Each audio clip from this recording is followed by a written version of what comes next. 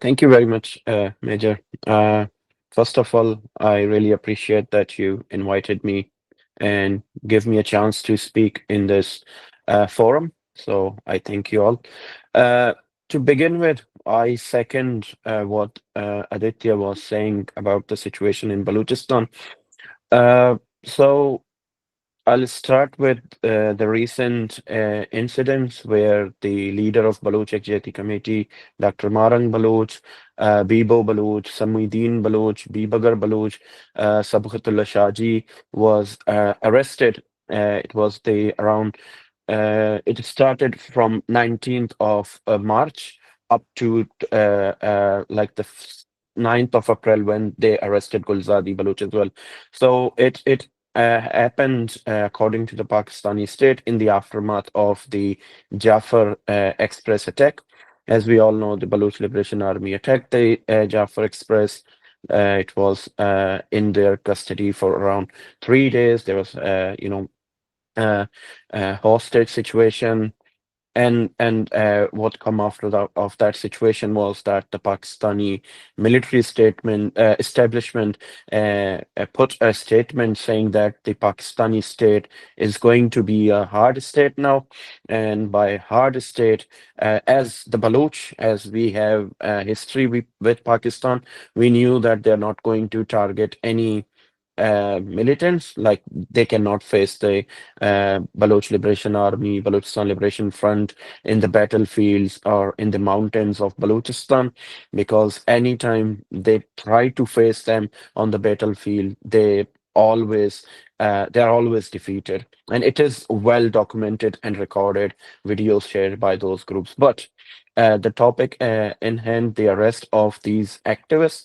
So uh, the Pakistani military brought around 13 dead bodies in the Quetta hospital, and there were no identification of those bodies, and they claim that those bodies were of the attackers who attacked the Jafar Express, and then the bodies were buried in Quetta Kasi Kabristan without any identification, and they were buried in a rush because the bodies were unearthed the second days by, I think there were some dogs. They were like there. They were like, and they unearthed it, and the people who work in the graveyard, they saw the bodies. So the Baloch Yakjehti committee leader, Dr. Marang Baloch, there's another activist, Saida Baloch, who is also a victim.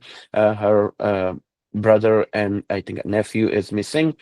They were protesting there. They were demanding to get the identification of those body, and they were asking those bodies to be handed over to the families. But what Pakistani state did was they arrested Saida Baloch. They arrested a member of the Kambrani family. They are also victim family. I think it was either Nausheen Kambrani who was arrested or her sister.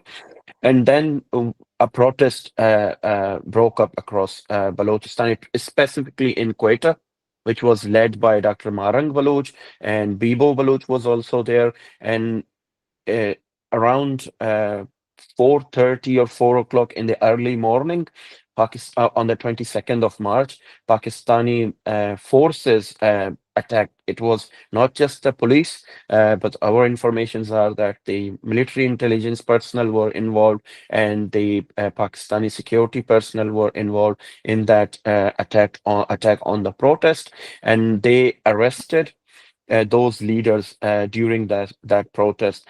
And once they were arrested, the Baloch Yakjehti Committee, which is a peaceful civil rights movement, which is a well-known, well-established movement in Balochistan and recognized internationally, as Aditya was mentioning about Dr. Marang Baloch, was going to New York to receive an award. She was listed in the Time magazine, 100 future leaders. Sami Dean Baloch, awarded by the frontline defenders last year in Ireland. So the organization is well established and well known civil rights movement in Balochistan. And then once they arrested Dr. Marang Baloch, Bibo Baloch, Bibagar Baloch, a protest broke across Balochistan from Quetta to Karachi to Gwadar to Dalbandin to Noshki, Dera Bukti, any area of Balochistan you mentioned, people were on the streets, hundreds, somewhere in thousands, women, children, elderly. So to curb those protests, what Pakistani state did was they start straight firing on the protesters in Quetta. Around two young, I think they were like somewhere around 12 or 13-year-old boys were killed in Quetta protest. They did same in the Hub Chowki, which is an area near Karachi, which is the industrial area of Balochistan. The forces also opened fire on the protest in that area as well, uh, where I believe one or two minor died and some other injured. And then they arrested Sammidin Baloch from Karachi. And all of these activists and leaders were arrested under 3 MPO, which is again a draconian law brought by the British Empire in the region. Pakistani state use this law against anyone that they feel, okay, this person, this activist, this leader is going to be a problem for the deep state, for the military establishment, for the people in power who are involved in war crimes. They use this in Bangladesh, and they recently used a 3 MPO against the former Prime Minister of Pakistan, Imran Khan, who is still in the custody of the, I won't say Pakistani police, but Pakistani military, because he was chosen by them and then put behind the bars by them. But anyway, when these activists and leaders were arrested, the whole Balochistan was protesting. To curb the protests, they again, start targeting the protesters. They were all peaceful protesters. In retaliation to that, the Balochistan National Party, which is a political party from Balochistan National Party believes in the Pakistani parliament led by Sardar Akhtar Mengal, son of Sardar Ataullah Mengal, a veteran Baloch leader.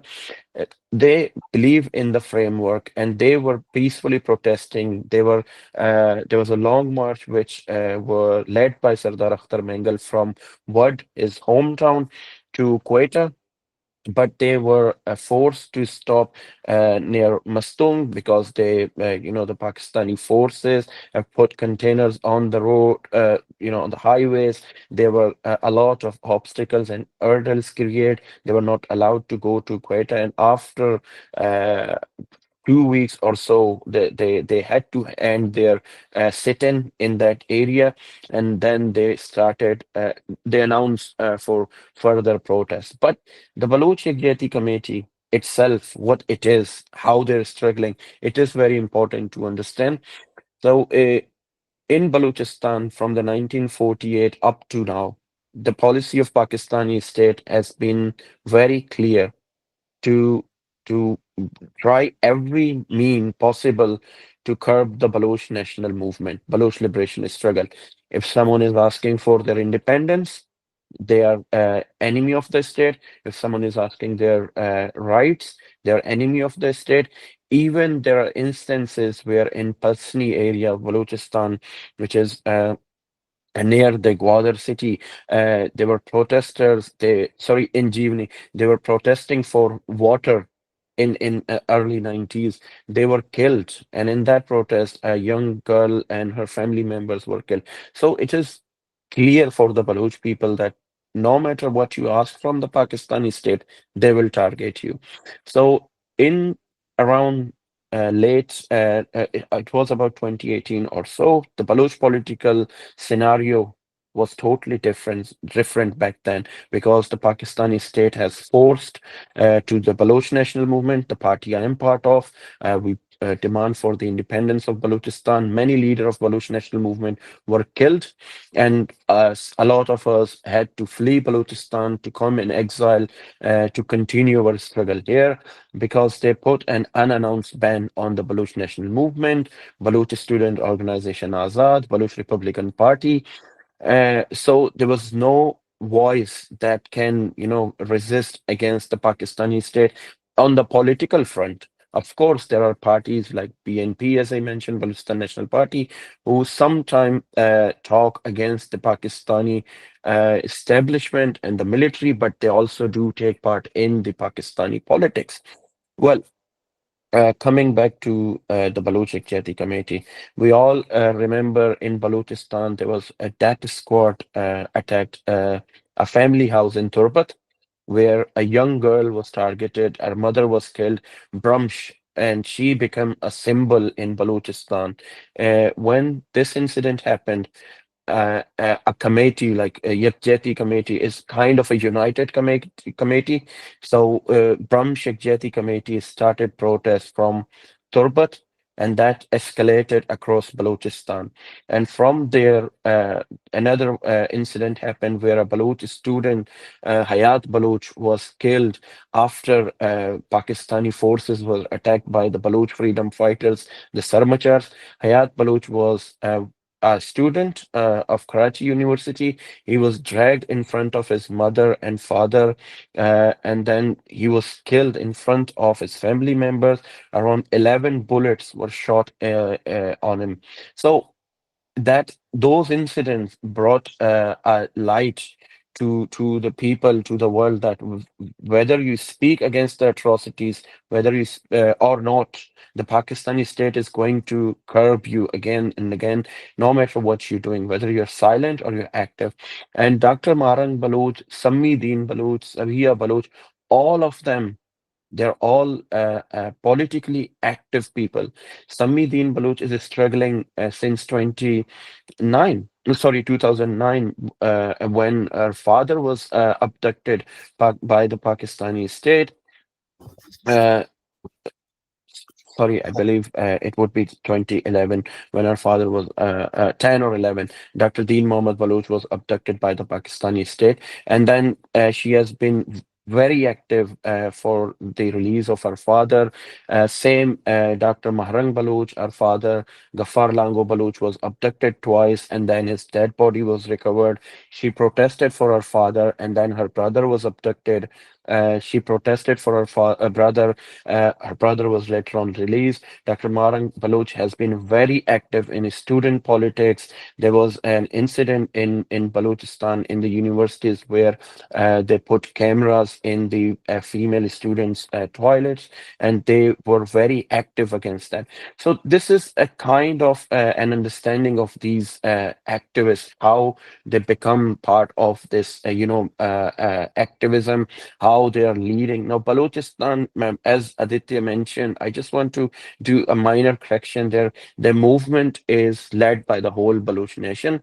It is not as such. Obviously, Balochistan is a tribal society, but is not a tribal movement in that way. It is a movement led by the Baloch nation across board. So there are obviously tribal chiefs were part of it. Nawab Khair Bakhsh, undisputed leader of Baloch national liberation struggle.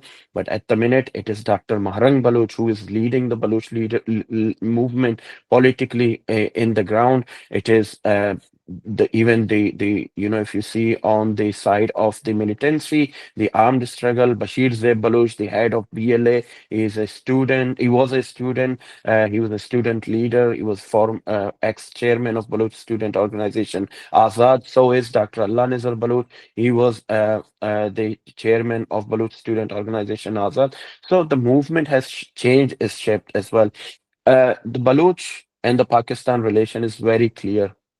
We are two separate nations.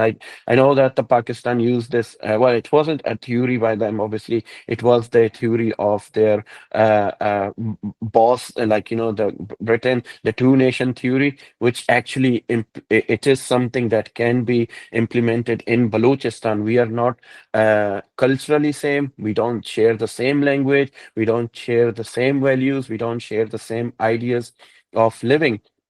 So this is something that the Baloch are saying from Uh, 1948. Mr. And Hakim, may I request you to conclude? Oh, yeah, sure. So, Yeah. from 1948 up to now, the Baloch has been resisting against the Pakistani state, and the struggle will continue against the Pakistani state, and obviously any state that is supporting Pakistan, in that case, the China.